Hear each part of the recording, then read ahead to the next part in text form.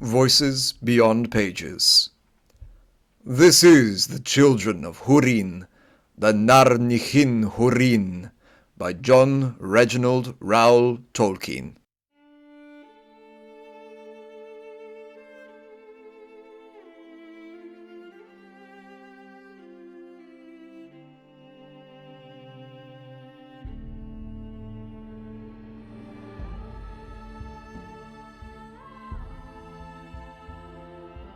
Chapter 15.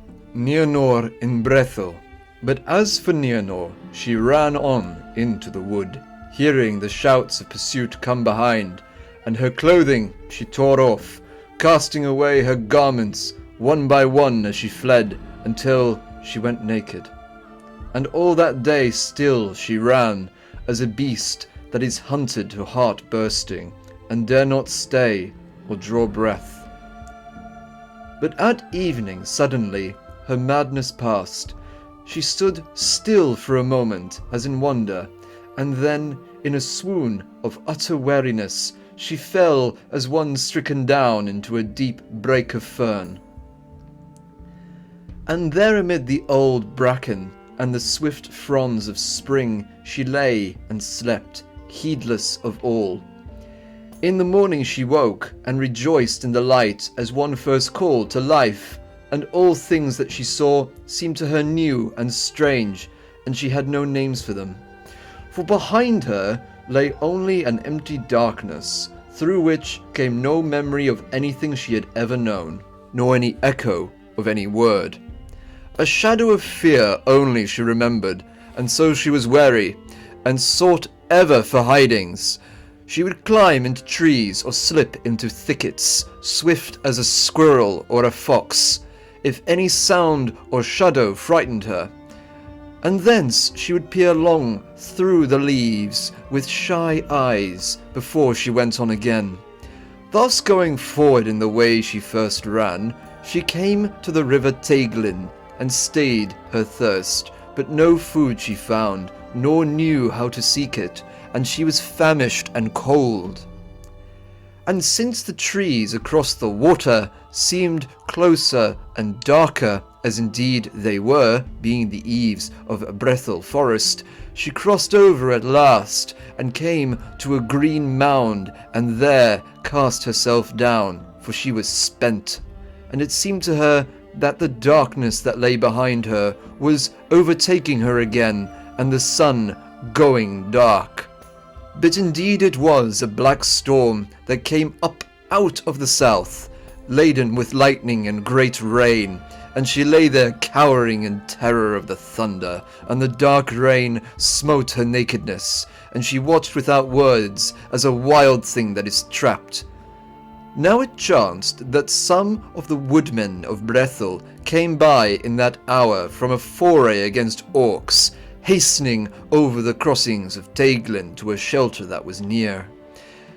And there came a great flash of lightning, so that the howdah in Haleth was lit as with a white flame. Then Turambar, who led the men, started back, and covered his eyes and trembled, for it seemed that he saw the wraith of a slain maiden that lay on the grave of Finduilas. But one of the men ran to the mound, and yelled to him, "Hear the Lord! Here is a young woman lying, and she lives!" And Turambar, coming, lifted her, and the water dripped from her drenched hair. But she closed her eyes, and quivered, and strove no more. Then, marvelling that she lay thus naked, Turambar cast his cloak about her, and bore her away to the hunter's lodge in the woods. There they lit a fire, and wrapped coverlets about her, and she opened her eyes and looked upon them, and when her glance fell on Turambar, a light came in her face, and she put out a hand towards him, for it seemed to her that she had found at last something that she had sought in the darkness, and she was comforted. But Turambar took her hand and smiled, and said, "Now, lady, will you not tell us your name and your kin, and what evil has befallen you?" Then she shook her head and said nothing, but began to weep, and they troubled her no more, until she had eaten hungrily of what food they could give her. And when she had eaten, she sighed, and laid her hand again in Turambar's. And he said, "With us you are safe. Here you may rest this night, and in the morning we will lead you to our homes up in the high forest. We would know your name and your kin, so that we may find them, maybe, and bring them news of you. Will you not tell us?" But again she made no answer and wept. "Do not be troubled," said Turambar. "Maybe the tale is too sad yet to tell. But I will give you a name, and call you Nienor, Maid of Tears." And at that name she looked up, and she shook her head, but said, "Nienor." And that was the first word that she spoke after her darkness, and it was her name among the woodmen ever after. In the morning they bore Nienor towards Ethelbrandir, and the road went steeply up until it came to a place where it must cross the tumbling stream of Celebros. There a bridge of wood had been built, and below it the stream went over a lip of worn stone, and fell down by many foaming steps into a rocky bowl far below, and all the air was filled with spray like rain. There was a wide green sward at the head of the falls, and birches grew about it. But over the bridge there was a wide view towards the ravines of Teighlin some 2 miles to the west. There the air was ever cool, and there wayfarers in summer would rest and drink of the cold water. Dimrost, the rainy stare, those falls were called, but after that day Nen Girith, the shuddering water. For Turambar and his men halted there, but as soon as Nienor came to that place, she grew cold and shivered, and they could not warm her or comfort her. Therefore they hastened on their way, but before they came to Ethelbrandir, Nienor was wandering in a fever. Long she lay in her sickness, and Brandir used all his skill in her healing, and the wives of the woodmen watched over her by night and by day. But only when Turambar stayed near her would she lie at peace, or sleep without moaning. And this thing all marked that watched her. Throughout all her fever, though often she was much troubled, she murmured never a word in any tongue of elves or of men.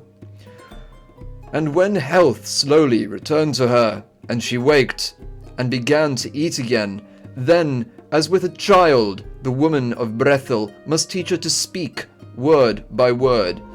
But in this learning she was quick, and took great delight, as one that finds again treasures, great and small, that were mislaid. And when at length she had learned enough to speak with her friends, she would say, "What is the name of this thing? For in my darkness I lost it."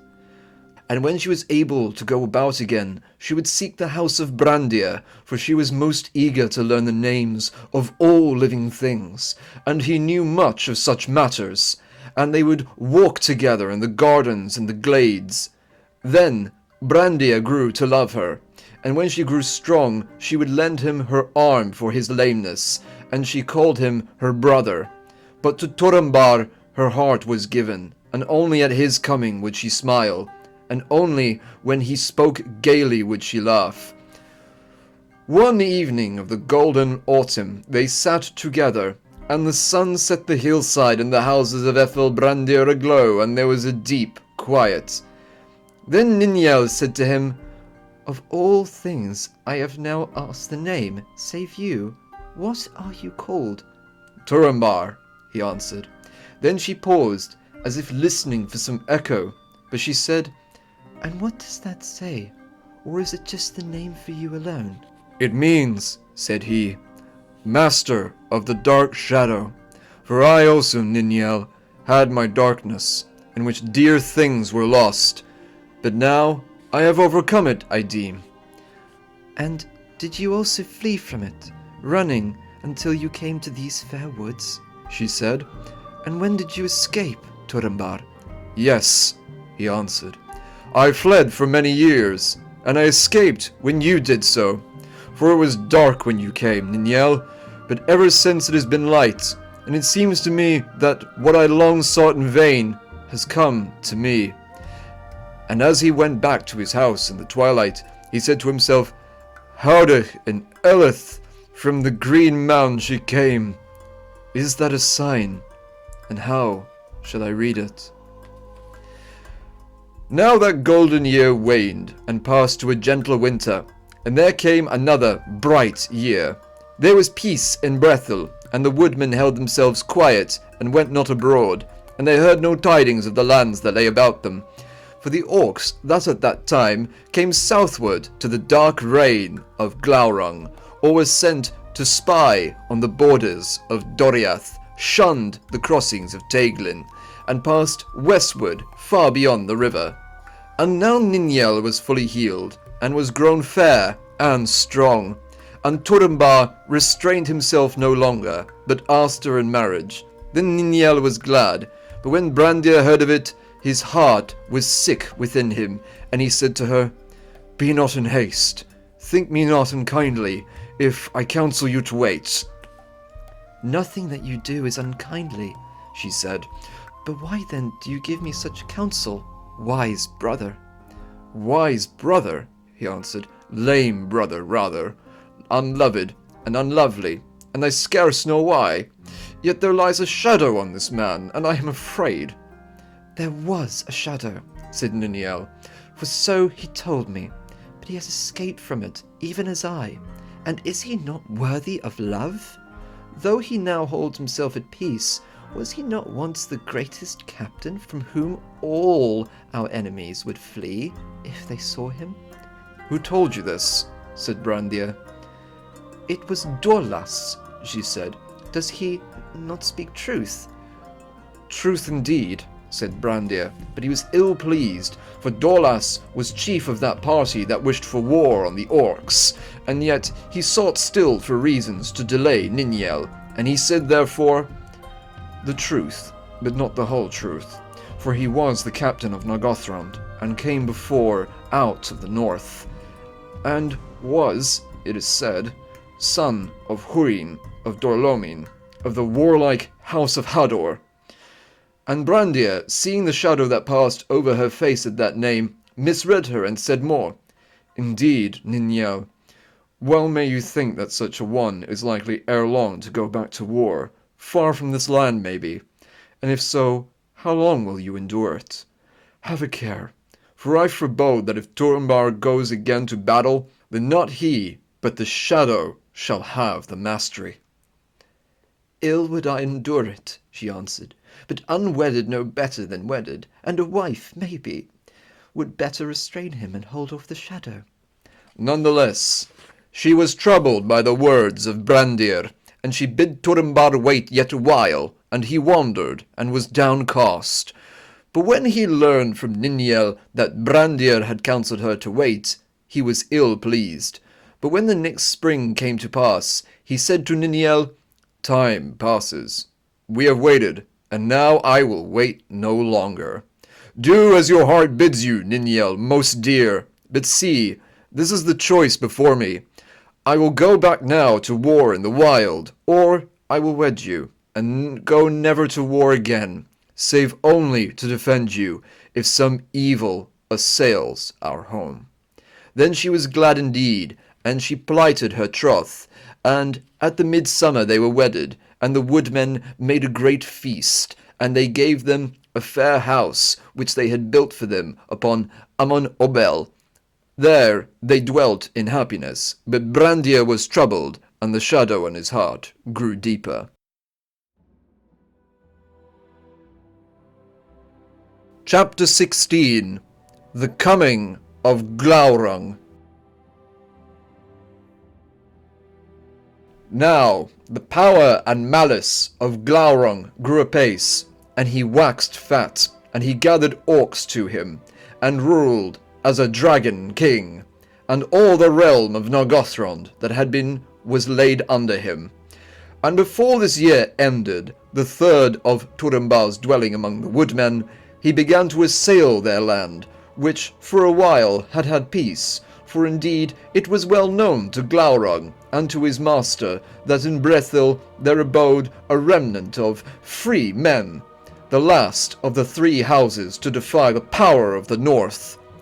And this they would not brook, for it was the purpose of Morgoth to subdue all Beleriand, and to search out its every corner, so that none in any hole or hiding might live that were not thrall to him. Thus, whether Glaurung guessed where Turin was hidden, or whether, as some hold, he had indeed for that time escaped from the eye of evil that pursued him, is of little matter. For in the end, the counsels of Brandir must prove vain, and that the last 2 choices only could there be for Turambar, to sit deedless until he was found, driven forth like a rat, or to go forth soon to battle and be revealed. But when tidings of the Orcs were first brought to Ethel Brandir, he did not go forth and yielded to the prayers of Nienor, for she said, "Our homes are not yet assailed, as your word was. It is said that the Orcs are not many, and Dorlas told me that before you came, such affrays were not seldom, and the woodmen held them off." But the woodmen were worsted, for these Orcs were of a fell breed, fierce and cunning, and indeed they came with a purpose to invade the forest of Brethil, not as before, passing through its eaves on other errands, or hunting in small bands. Therefore Dorlas and his men were driven back with loss, and the Orcs came over Teiglin and roamed far into the woods. And Dorlas came to Turambar and showed his wounds, and he said, "See, Lord, now is the time of our need come upon us. After a fell peace, even as I foreboded, did you not ask to be counted one of our people, and no stranger? Is this peril not yours also? For our homes will not remain hidden, if the Orcs come further into our land." Therefore Turambar arose, and took up again his sword, Gwothang, and he went to battle. And when the woodmen learned this, they were greatly heartened, and they gathered to him, till he had a force of many hundreds. Then they hunted through the forest, and slew all the Orcs that crept there, and hung them on the trees near the crossings of Teiglin. And when a new host came against them, they trapped it, and being surprised, both by the numbers of the woodmen, and by the terror of the black sword that had returned, the Orcs were routed, and slain in great number. Then the woodmen made great pyres, and burned the bodies of the soldiers of Morgoth in heaps, and the smoke of their vengeance rose black into heaven, and the wind bore it away westward, but few living went back to Nargothrond with these tidings. Then Glaurung was wrathful indeed, but for a while he lay still and pondered what he had heard. Thus the winter passed in peace, and men said, "Great is the black sword of Brethil, for all our enemies are overcome." And Nienor was comforted, and she rejoiced in the renown of Turambar. But she sat in thought, and he said in his heart, "The die is cast. Now comes the test, in which my boast shall be made good or fail utterly. I will flee no more. Turambar indeed I will be, and by my own will and prowess I will surmount my doom or fall. But falling or riding, Glaurung at least I will slay." Nonetheless he was unquiet, and he sent out men of daring as scouts far afield, for indeed, though no word was said, he now ordered things as he would, as if he were Lord of Brethil, and no man heeded Brandir. Spring came hopefully, and men sang at their work, but in that spring Nienor conceived, and she became pale and wan, and all her happiness was dimmed. And soon after there came strange tidings from the men that had gone abroad beyond Teiglin, that there was a great burning far out in the woods of the plain towards Nargothrond, and men wondered what it might be. But before long there came more reports, that the fires drew ever northward, and that indeed Glaurung himself made them, for he had left Nargothrond, and was abroad again on some errand. Then the more foolish or more hopeful said, His army is destroyed, and now at last he sees wisdom, and is going back whence he came. And others said, Let us hope that he will pass us by. But Turambar had no such hope, and knew that Glaurung was coming to seek him. Therefore, though he masked his mind because of Nienor, he pondered ever by day and by night what counsel he should take, and spring turned towards summer. A day came when two men returned to Ethilbrandir in terror, for they had seen the great worm himself. In truth, Lord, they said, he draws now near to Teighlin, and turns not aside. He lay in the midst of a great burning, and the trees smoked about him. The stench of him is scarce to be endured. And all the long leagues back to Norgothrond his foul swath lies, we deem, in a line that swerves not, but points straight to us. What is to be done? Little, said Turambar, but to that little I have already given thought. The tidings you bring give me hope rather than dread, for if indeed he goes straight, as you say, and does not swerve, then I have some counsel for hardy hearts. The men wondered, for he said no more at that time, but they took heart from his steadfast bearing. Now the river Teighlin ran in this manner. It flowed down from Ered Withrin, swift as Narog, but at first between low shores, until after the crossings, gathering power from other streams, it clove away through the feet of the highlands, upon which stood the forest of Brethil. Thereafter it ran in deep ravines, whose great sides were like walls of rock, but pent at the bottom the waters flowed with great force and noise. And right in the path of Glaurung there lay now one of these gorges, by no means the deepest, but the narrowest, just north of the inflow of Celebros. Therefore Turambar sent out 3 hardy men to keep watch from the brink on the movements of the dragon, but he himself would ride to the high fall of Nen Girith, where news could find him swiftly, and whence he himself could look far across the lands. But first he gathered the woodmen together in Ethilbrandir, and he spoke to them, saying, Men of Brethil, a deadly peril has come upon us, which only great hardihood shall turn aside. But in this matter numbers will avail little. We must use cunning and hope for good fortune. If we went up against the dragon with all our strength, as against an army of orcs, we should but offer ourselves all to death, and so leave our wives and kin defenseless. Therefore, I say that you should stay here, and prepare for flight, for if Glaurung comes, then you must abandon this place, and scatter far and wide, and so may some escape and live. For certainly, if he can, he will destroy it, and all that he espies, but afterwards he will not abide here. In Norgothrond lies all his treasure, and there are the deep halls in which he can lie safe and grow. Then the men were dismayed, and were utterly downcast, for they trusted in Turambar, and had looked for more hopeful words, but he said, Nay, that is the worst, and it shall not come to pass, if my counsel and fortune are good. For I do not believe that this dragon is unconquerable, though he grows greater in strength and malice with the years. I know somewhat of him. His power is rather in the evil spirit that dwells within him, rather than the might of his body, great though that may be. For hear now this tale that I was told by some that fought in the year of the Nirnaeth, when I, and most that hear me, were children.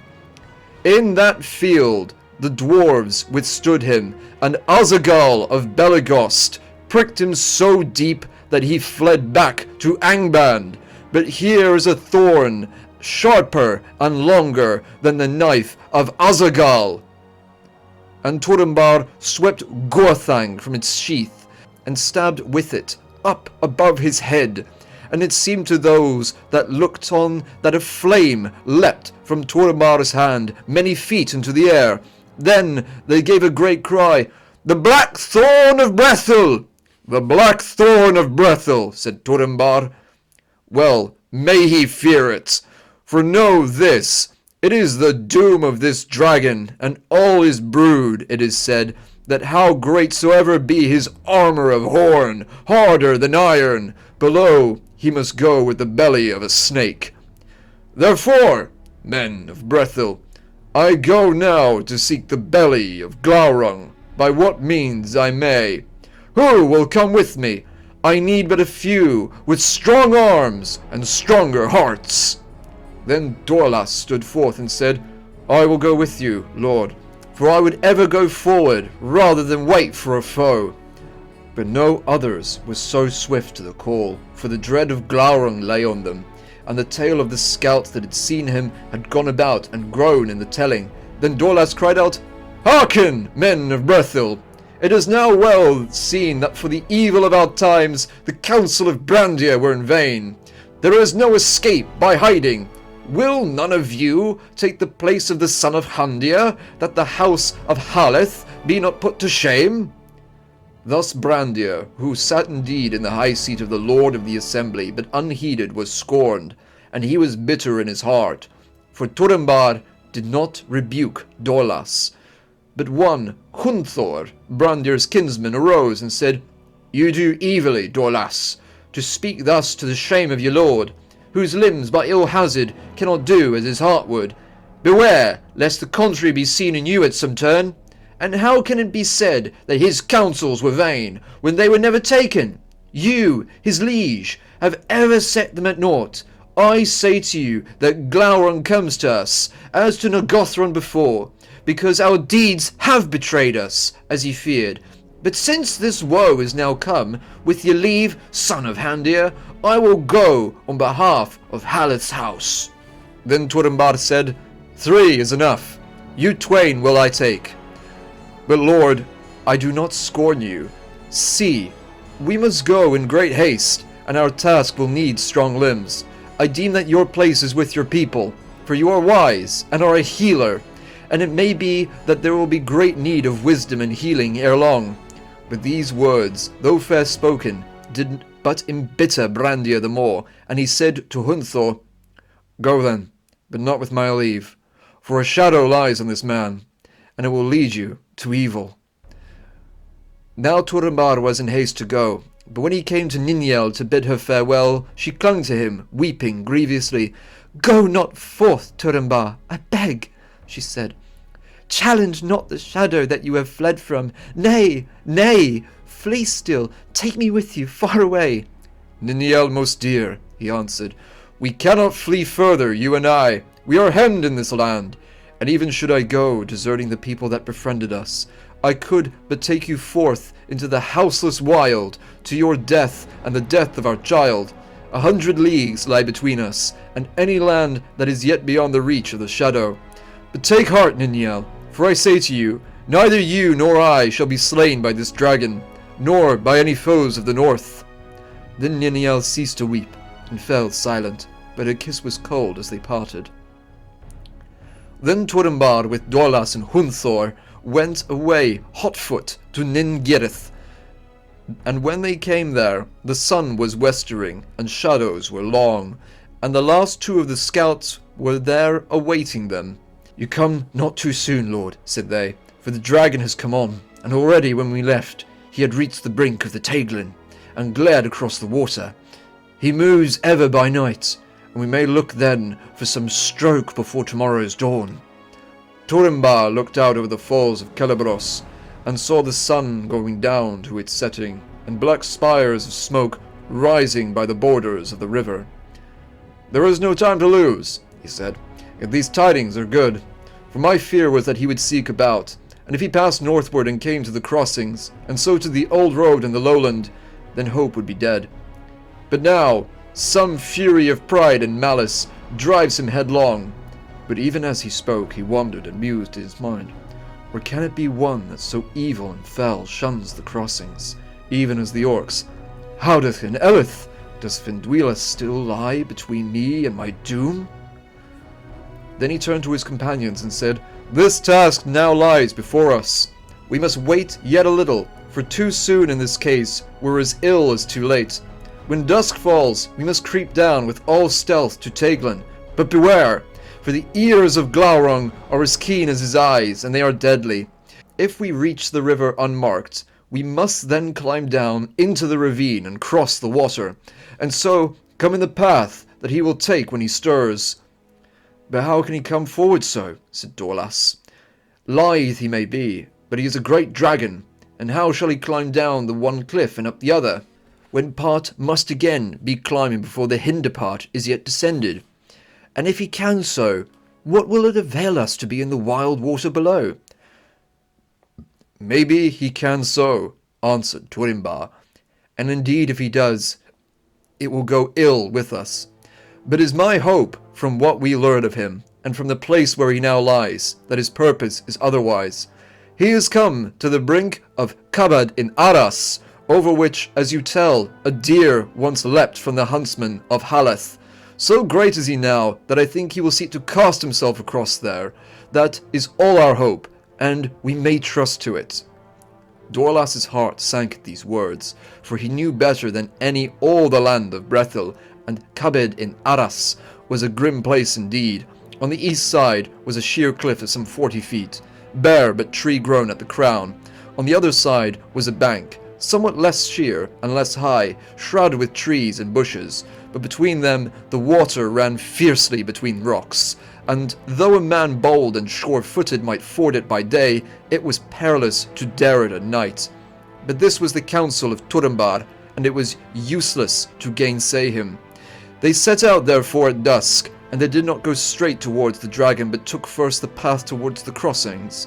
Then, before they came so far, they turned southward by a narrow track and passed into the twilight of the woods above Teiglen.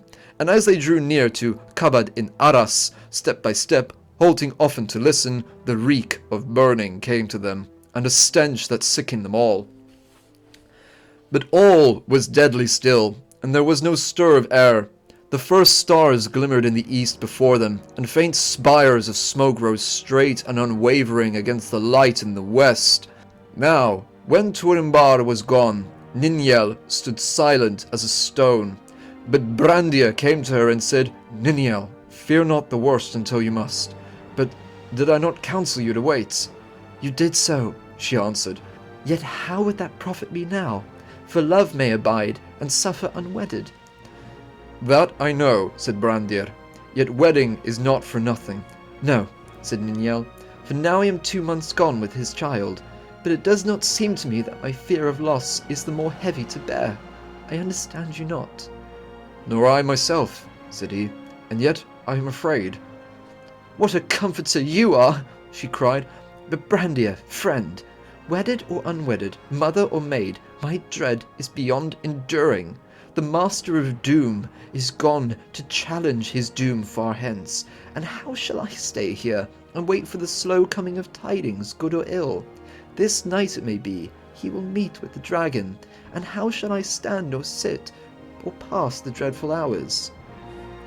"I know not," said he, "but somehow the hours must pass, for you and for the wives of those that went with him." "Let them do as their hearts bid," she cried. "But for me, I shall go. The miles shall not lie between me and my lord's peril. I will go to meet the tidings." Then Brandir's dread grew black at her words, and he cried, "That you shall not do, if I may hinder it, for thus will you endanger all counsel. The miles that lie between may give time for escape if ill befall." "If ill befall, I shall not wish to escape," she said. "And now your wisdom is in vain, and you shall not hinder me." And she stood forth before the people that were still gathered in the open place of the Eiffel, and she cried, "Men of Brethil, I will not wait here.